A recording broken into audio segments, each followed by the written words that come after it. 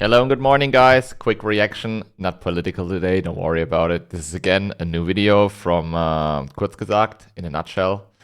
And we're gonna watch it together. It is called Astronomy is in Crisis. And it's incredibly exciting.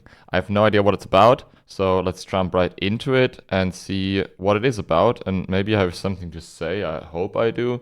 And enjoy it with me. Also, subscribe to this channel. It will be linked down below. Kurzgesagt in a nutshell is a must subscription on YouTube. Thank you very much. S theory of the universe could be wrong. Finally, we're going through an incredibly exciting moment. Thanks to amazing new technology, our understanding of the universe is moving faster than it has in years. And if we're fortunate, we could be at the edge of the next revolution in the way we see the cosmos. A moment as exciting as when we first realized that the Earth revolves around the Sun, that the stars are other suns, or that our galaxy is just one tiny island in an ocean of trillions. Okay, this is obviously all true, but what could be the new, thing that we discover? Like how black holes work, or what's beyond the observable universe, or something like this? Why do we think this? Because for the first time in ages, the universe is misbehaving. Badly. Nasty universe. For decades, we've had a beautiful theory of the cosmos. One that explained how the universe began, what it's made of, and how it's supposed to behave. Yeah. It matched our observations astonishingly well and made us feel like we'd almost deciphered the cosmic code. But in the last few years, as our telescopes got better and our data sharper, cracks started to appear. Strange mismatches between what the theory predicted and what we actually saw. At first, they looked like silly mistakes, noise that would go away with more data. But as new data came in, the opposite happened. Some cracks got larger, new ones emerged, and our once perfect picture of the cosmos began to look less and less perfect. I wonder Of course, what this is this wasn't about. new. 2 centuries ago, astronomers noticed that Uranus's orbit didn't quite follow the laws of gravity. But instead of throwing those laws away, they proposed that a dark planet was tugging on Uranus from afar. Shortly after, Neptune was discovered exactly where the maths said it would be. But then came Mercury. Its orbit also didn't make sense, so scientists tried the same trick. But this time, no new planet showed up. The answer wasn't more stuff, but a completely new idea. Gravity had to be reimagined, and we invented general relativity, opening a whole new dimension in our understanding of the universe. So are we going through a Uranus moment or a Mercury one? First crack: cosmic monsters. The first signs that something deep could be off began Okay, this is going to be so weird. I don't even know what to say. This is crazy. What do you mean cosmic monsters? piling up around 15 years ago in the form of a few seemingly impossible cosmic monsters. A giant arc of galaxies over 3 billion light-years wide. A massive group of quasars spanning 4 billion light-years. A ring of galaxies 5 billion light-years across. An unfathomable wall of galaxies stretching 10 billion light-years from end to end, a whopping 10% of the... These numbers are fucking insane, right? Like, we listen to these numbers like 94 billion light years across, and you think, yo, that's a large number, but we cannot even understand with our brains how large this actually is, right? Like, we can measure it, and we can like talk about it and say, oh yeah, it's 95 billion light years, but try to imagine the distance. You know what I mean? Like, that's fucking insane. entire observable universe. I think our brains are just not made for this, you know? We're made for this planet and how everything is to scale compared to us on this planet. But for the universe and like the measurements there and how big things are, that's just not that's just incomprehensible sometimes for us in our brains. The list goes on. That's not all. There are also monstrous voids, vast cosmic deserts with far fewer galaxies than normal. And according to some surveys, we happen to be living deep inside one of them, a gargantuan local hole 2 billion light-years across. Don't we also drift away from other galaxies? Because the universe is expanding and we drift away from other galaxies, and they drift away from us as well, of course. Where's the problem? Well, the universe is organized in ever larger structures: galaxies, galaxy clusters, superclusters, and eventually filaments, truly gargantuan structures separated by equally enormous voids. But our cosmic theory says that these things can't get arbitrarily large. At distances beyond 1 billion light-years or so, the filaments and voids should blur into a uniform soup. And this is more than a technical detail, it's a basic pillar of all our attempts to make sense of the cosmos itself.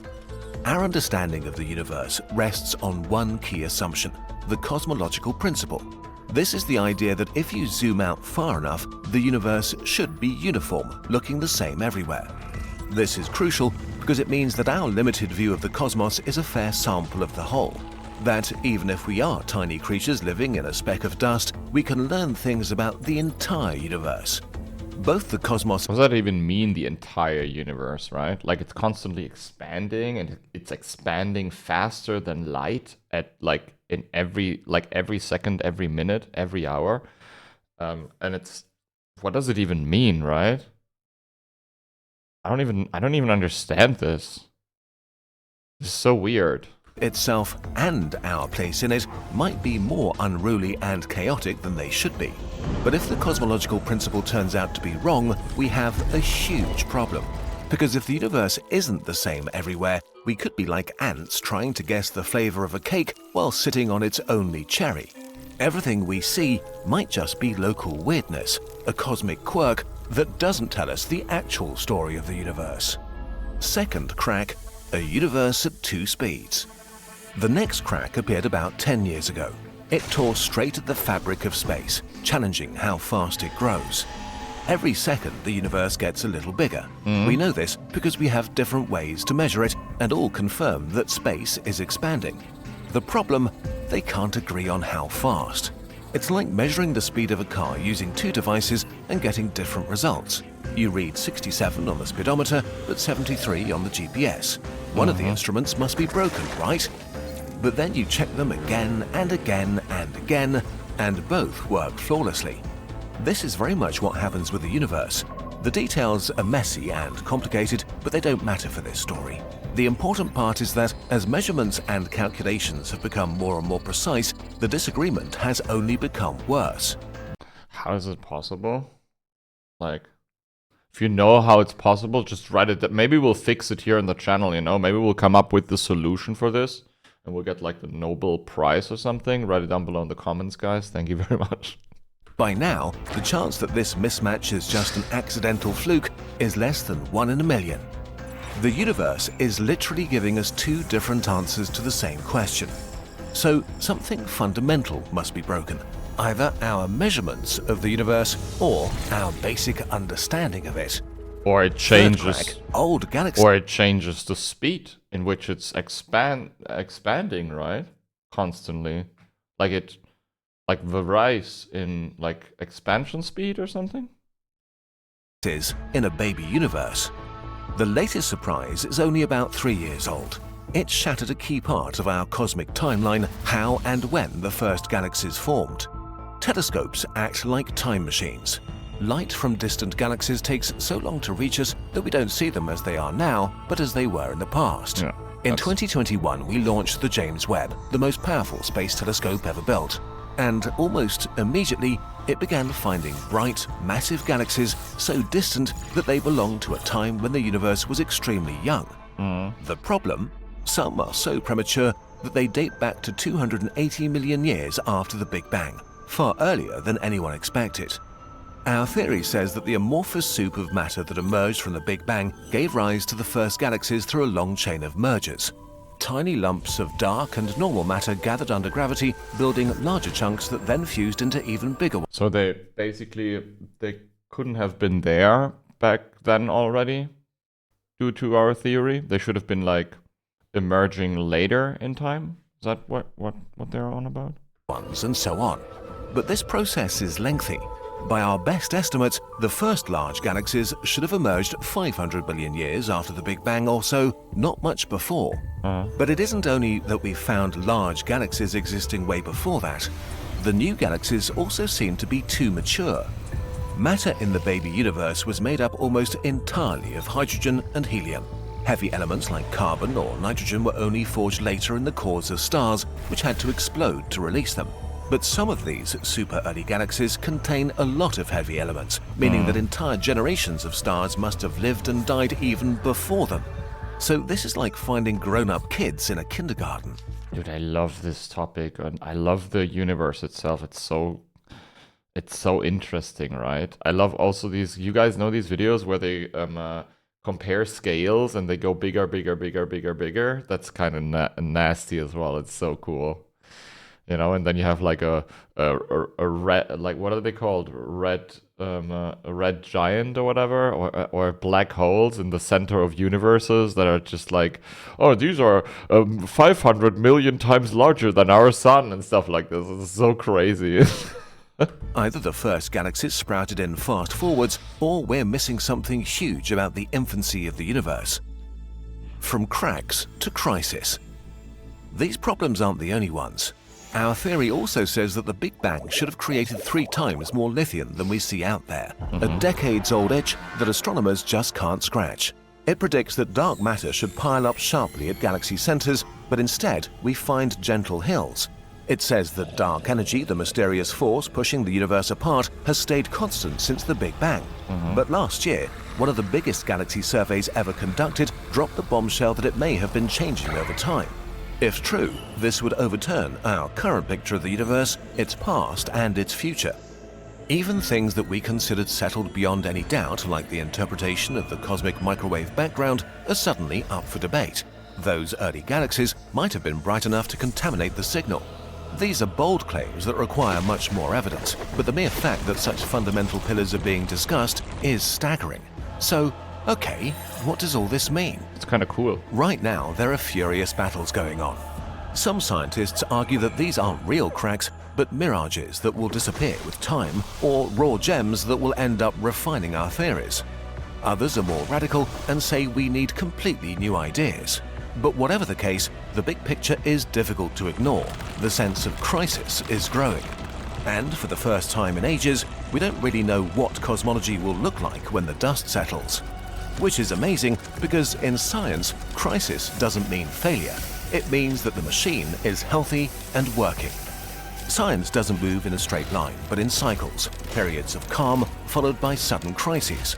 When a crisis hits, experiments start giving results that don't fit existing theories. Confusion grows and strange ideas pop up. Yeah, that's why it's so exciting, because you have new data and something is not right or something is not the way it should have been or you anticipated it to be, and then you just investigate it. And that's super, sorry. And that's super exciting, right? To find something new and to figure something out, and like the process itself is exciting. Getting to the solution at one point obviously is as well, but the process is exciting as fuck. And eventually, there is a revolution. A deeper truth emerges, and a new cycle starts over again. The universe is screaming that our story is incomplete. Whether we'll find a cosmic Neptune or a cosmic Mercury, one thing is certain: the cosmos is about to get a lot more interesting. Science makes progress because people make a plan and are then flexible enough to change it when they get new insights. And as that always, also we're goes gonna for watch managing that, your business. we're gonna watch these As your videos business for grows, free. you might need the help of today's sponsor, Odoo, a suite of business apps that cover all the needs of your activity. God. Come along, I'll walk you through it. You know, for science. So I already know, selected dude. a learning platform on the website application, but it could be anything really. I implemented it with a few clicks and directly created a new course from there. But now I have this new need. I want to sell my training online. I add the e-commerce application and I'm ready for my first sales. People love the course, and after a while I'm ready to host my first event and to meet my audience. I simply install the event app and create it in a few seconds. And Odoo offers so much more. Over 45 user-friendly applications such as accounting, project management, HR, and many others, everything you could need, all centralized on one platform.